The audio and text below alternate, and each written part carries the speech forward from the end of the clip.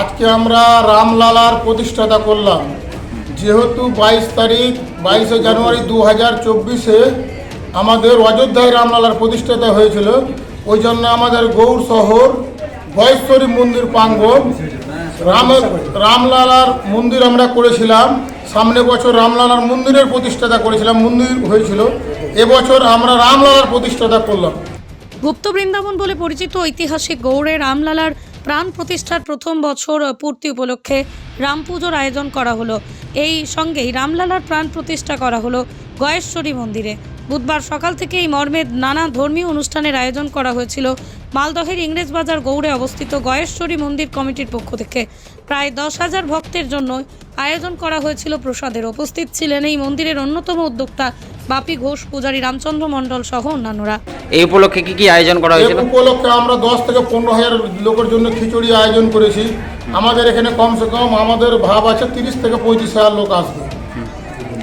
দুদিন রামলীলা হবে আর 2-1 দিন আমাদের কীর্তন হবে, নিজস্ব সব রামায়ণ পাঠ হবে।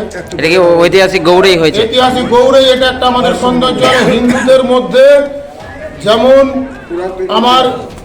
মধ্যে যেমন উত্তরপ্রদেশ ইউপিতে যে রামলালার মন্দির হয়েছে, রাম মন্দির, আমরা আমাদের গুপ্ত বৃন্দাবন গৌড়ে রামলালার মন্দির প্রতিষ্ঠাতা করা। মালদা জেলা, ইংরেজবাজার থানা, মহলিপুর অঞ্চল, গৌড়ে। ভক্তদের সারা ফেলবে? ভক্ত সারা মানে আমাদের এখানে এটাই হবে মেন সৌন্দর্য। মালদা জেলার মধ্যে মেন সৌন্দর্যের জায়গা থাকবে জয় শ্রীরাম, রামের মন্দির। আপনার নাম? আমার নাম বাপি ঘোষ। পৃথিবীর 3 ভাগ জল 1 ভাগ স্থল, তাই পানীয় জলের অভাব নেই। কিন্তু বিশুদ্ধ পানীয় জল একটাই, বৃষ্টি অ্যাকোয়া। প্রতি ফোঁটায় আনে তৃপ্তি, মেটায় তেষ্টা। বৃষ্টি অ্যাকোয়া, বিশুদ্ধ পানীয় জল। এখানে রামলীলা প্রতিষ্ঠিত হবে। আর এখানে জনগণের সেবার জন্য সমস্ত আয়োজন করা হয়েছে।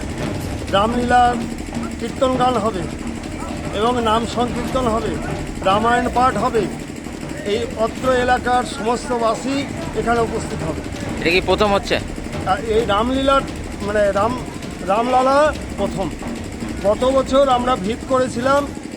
এবার এই বছর এই 22 জানুয়ারি যেহেতু সারা ভারতবর্ষ ব্যাপী যে রামলালা প্রতিষ্ঠিত হয়েছে, দীর্ঘ কয়েকশো বছর পর যে মানুষের অন্তরে রাম কথাটা হারিয়ে গেছিল, আবার পুনরায় জেগে উঠেছে।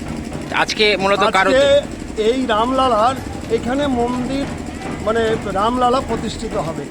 সম্পূর্ণ এর উদ্যোগ হচ্ছে বাপি ঘোষ।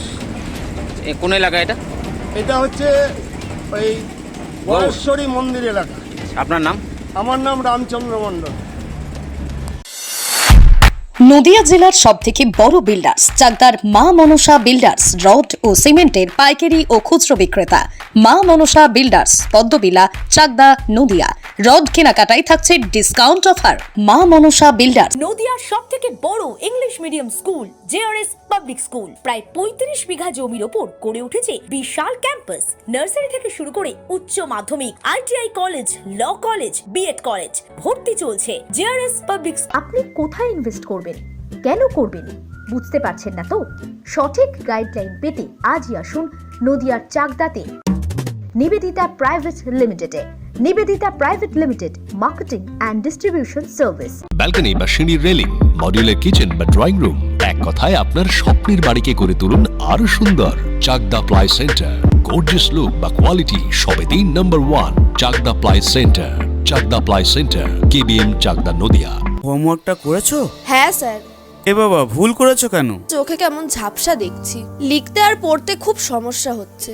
চাকদার মডার্ন অপটিক্স থেকে ভালো চোখের ডাক্তার দেখিয়ে নাও। প্রতিদিন প্রকৃত চোখের ডাক্তার ও দৃষ্টি বিশেষজ্ঞ মডার্ন অপটিক্স, চাকদহে।